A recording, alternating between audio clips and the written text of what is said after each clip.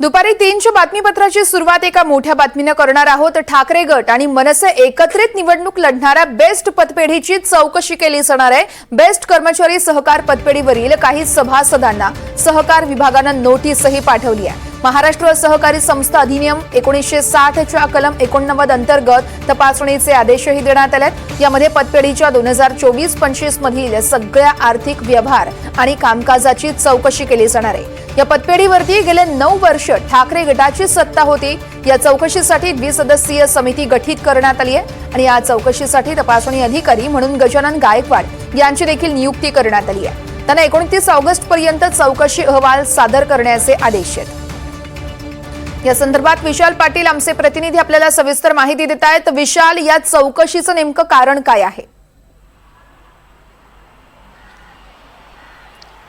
वर्षा, आपल्याला माहिती आहे ठाकरे गट आणि मनसे ज्या बेस्ट पतपेढीसाठी एकत्रित येऊन जी निवडणूक लढतायत याच पतपेढीची चौकशी जी आहे ही केली जाणार आहे। सहकार विभागाकडूनही चौकशी केली जाणार आहे। तशा पद्धतीची नोटीस जी आहे ही बजावण्यात आलेली आहे। गेली 9 वर्ष या पतपेढीवरती एक हाती सत्ता जी आहे ही ठाकरेंच्या शिवसेनेची राहिलेली आहे आणि ह्या वर्षीची जी निवडणूक आहे ही काहीशी वेगळी निवडणूक आपल्याला पाहायला मिळते, कारण का मनसे आणि शिवसेना उद्धव बाळासाहेब ठाकरे पक्ष हे एकत्र आलेले आहेत आणि एकत्रितरित्या ही निवडणूक लढतायत। मात्र ही निवडणूक ऐन रंगात येत असतानाच सहकार विभागाकडनं जे आहेत हे अशा पद्धतीची 2024-25च्या आर्थिक तपासणीची नोटीस जी आहे ही देण्यात आलेली आहे आणि 2024-25 वर्षी कशा पद्धतीने आर्थिक व्यवहार झालेले आहेत याची तपासणी जी आहे ही केली जाणार आहे। याच्यासाठी द्विसदस्यीय समिती सुद्धा गठीत करण्यात आलेली आहे। गजानन गायकवाड हे या सगळ्या याचे तपासणी प्रमुख असणार आहेत आणि 29 ऑगस्ट पर्यंत हा सगळा अहवाल सहकार आयुक्तांकडे सादर करायचा आहे। एकंदरीत जर पाहायला गेलं तर अशी एक चर्चा आहे की निवडणुकीवरती दबाव टाकण्यासाठी किंवा निवडणुकीपासून काहीसं लक्ष विचलित करण्यासाठी म्हणून या अशा पद्धतीच्या नोटिसा दिल्या जात आहेत। अशा पद्धतीचा आरोप